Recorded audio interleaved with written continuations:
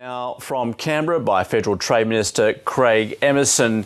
Good morning to you. Craig Emerson, I do want to have a chat about your recent trip to Asia in just a moment, but can I first get to those revelations that Craig Thomson and the New South Wales Labor Party paid around $350,000 in legal costs for him. Is that appropriate?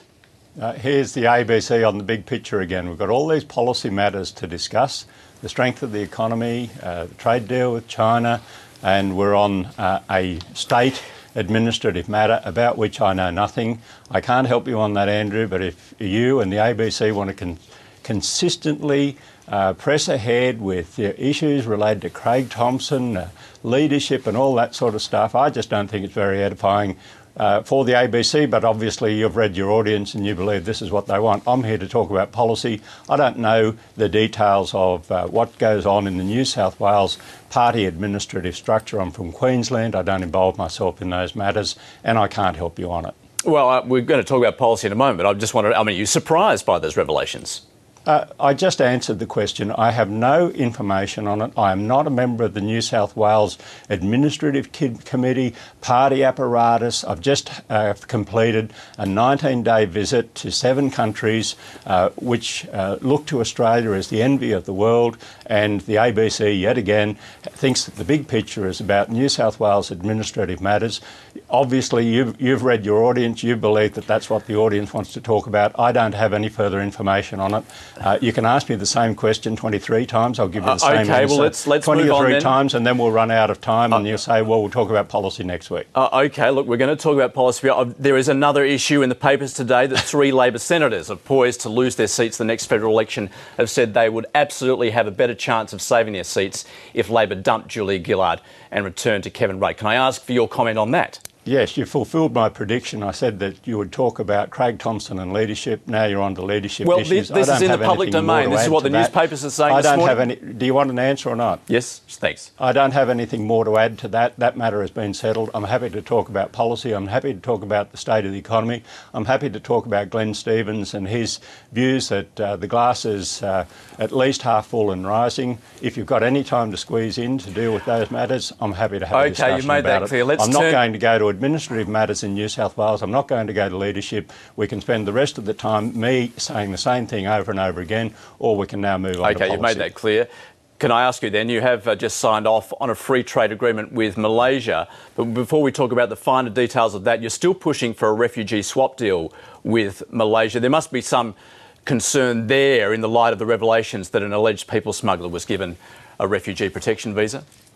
No, we've obviously negotiated a swap deal with Malaysia. The problem is that we can't get that through the Senate or the House of Representatives, and the reason for that is Tony Abbott believes that more boats equals more votes. What he wants to see is more people coming to Australia because he thinks that that actually will benefit the coalition. I think it's a disgraceful policy position for Mr Abbott to adopt because it means more people dying at sea, and that's a really bad thing, particularly little kids who don't get a say in it.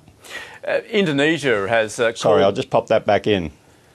OK, while you're doing that, hopefully you can hear me, but Indonesia, which I'm sure you're aware of, has called that situation of the people smuggling, the revelations this week, quite extraordinary. What explanation's been given to Indonesia?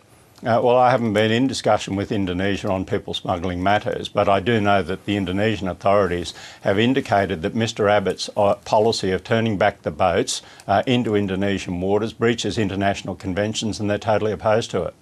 All right, let's turn back to the Malaysia free trade agreement. There you go. I knew we'd get to it at some stage. Indeed. What are the benefits for Australia?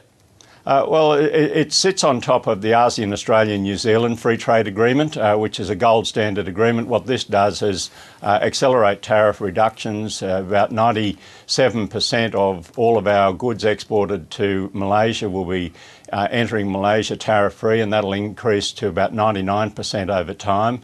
And it opens up the service industry market very much for Australian legal professions, accounting professions. In fact, when I got back, Andrew, I was able to look at a folder of letters that I've received from various industry associations congratulating the government on that. Malaysia is a big economy growing all the time, and I think it sets a new standard for free trade arrangements that we can negotiate with other countries.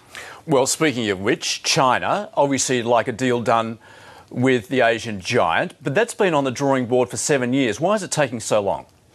Because there are very difficult issues. You're right, it was initiated by the Howard government in 2005.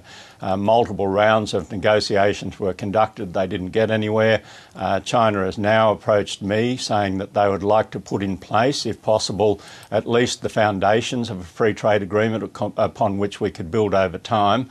I think that would be a good thing. It really does depend in part on, what China regards as the non-negotiable basis of any such package. But I do think it's a good opportunity. I will make a point here, though. I think that our prospects are being damaged by the statements that are coming out daily by Senator Barnaby Joyce, who's a senior shadow cabinet minister, with his anti-China tirades. That is not helping the atmospherics. I would think it would be in Australia's interest to negotiate a basic deal upon which we can build over time, but this isn't helping. But isn't one of the major issues the fact that China wants freer investment in Australia by Chinese government-owned companies? No, I'm not sure that that's actually what they're seeking there. We do have Foreign Investment Review Board screening processes, Andrew, for every dollar invested by state-owned enterprises in Australia.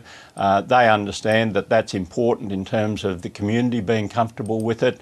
We have that screening process, but at the same time, we do have substantial investment by state-owned enterprise businesses in Australia. We think that that's a good thing. It's helping create jobs in Queensland, in South Australia, with LNG developments, mining developments, some agricultural developments at a very modest rate. But again, this is where both Barnaby Joyce and Tony Abbott are saying that this is very suspicious behaviour and they don't really support it. What we do have is this Foreign Investment Review Board screening to give the community assurance that when we do assess these, that they are assessed against the national interest.